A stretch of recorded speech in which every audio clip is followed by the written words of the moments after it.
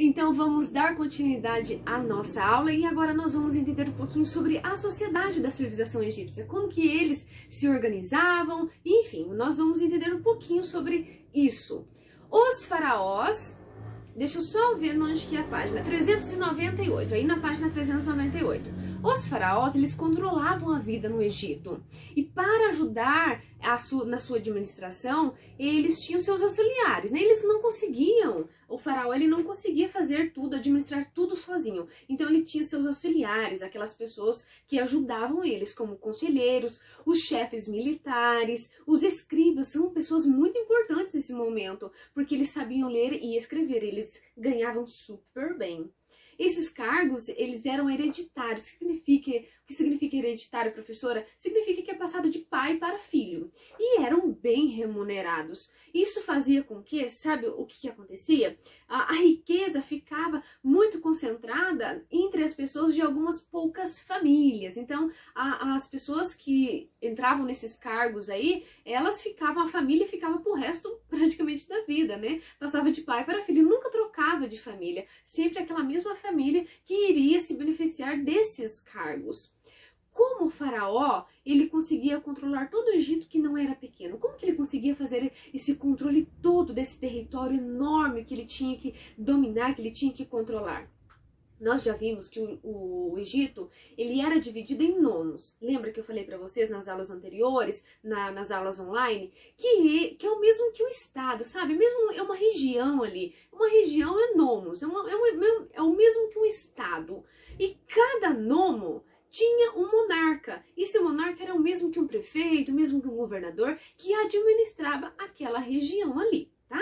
E os empregados do faraó, os escribas, os conselheiros, os chefes militares, aqueles que eram responsáveis para ajudar o faraó, eles se deslocavam até essas regiões chamadas de nomos e coletavam informações dos monarcas, né? E quais são essas informações? Os registros de produção de alimentos, quantidades de cereais, coletar as taxas de impostos, orientar as construções de monumentos, falar as regras que o faraó estava estabelecendo ali, chegar até esses nomos, até essas regiões. Então, tudo isso favorecia para que o faraó ficasse sabendo do que estava acontecendo em todas essas regiões chamadas de nomos. Por isso que o faraó conseguia ter esse controle absoluto dessas regiões, né? Então esses funcionários do faraó chegava lá no faraó e apresentava, né, no palácio, apresentava para ele todas essas informações para o faraó ficar sabendo o que estava acontecendo, tá? Para ter o controle ali desse território. Mas todos precisavam cuidar da saúde, construir e etc, comer, se alimentar, etc. Por isso tinha as pessoas da classe intermediária. Que classe intermediária é essa, professora? Quem fazia parte dessa classe intermediária? Os pedreiros, os médicos, artesãos, arquitetos. Lembrando que os médicos aqui foram os primeiros aqui a ter essa profissão, né? Porque eles tinham muita curiosidade, eles faziam muito isso, de observar o corpo humano para eles conseguirem entender, né? No Antigo Egito. E também as pessoas precisavam comer, né? Obviamente, ninguém vive sem comida, né? Então o faraó, ele fazia, inclusive o faraó tinha que comer. Então tinha as pessoas que faziam esse trabalho. E como que chamava essas pessoas, os camponeses, né? Como que chamava essas pessoas que faziam esse trabalho da agricultura? Eram os felás. Então os felás, eles eram responsáveis por fazer as plantações e as colheitas. E quando eles não estavam trabalhando lá na agricultura, eles estavam trabalhando, sabe na onde? Nas grandes construções. Então eles tinham que trabalhar nas grandes construções. Já que não estava trabalhando na agricultura, opa, pode parar aí, não está trabalhando? O que você está fazendo? Não está trabalhando na agricultura? Então vai lá ajudar os outros a construir os monumentos, os palácios, os templos e assim por diante. Então os felás, os camponeses não tinham ali nenhuma trégua, não.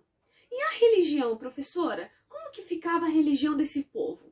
As pirâmides eram túmulos, como eu já expliquei para vocês, né? Eram túmulos do faraó, dos faraós. Os templos templos eram dedicados para as diferentes divindades que eles acreditavam. Lembrando que esse povo do Egito, do Antigo Egito, eles eram politeístas. Lembra que eu falei para vocês que politeístas significa a crença em vários deuses e monoteísta significa a crença em um único Deus? Então, os antigos egípcios, eles eram politeístas, eles acreditavam em vários deuses, tá bom?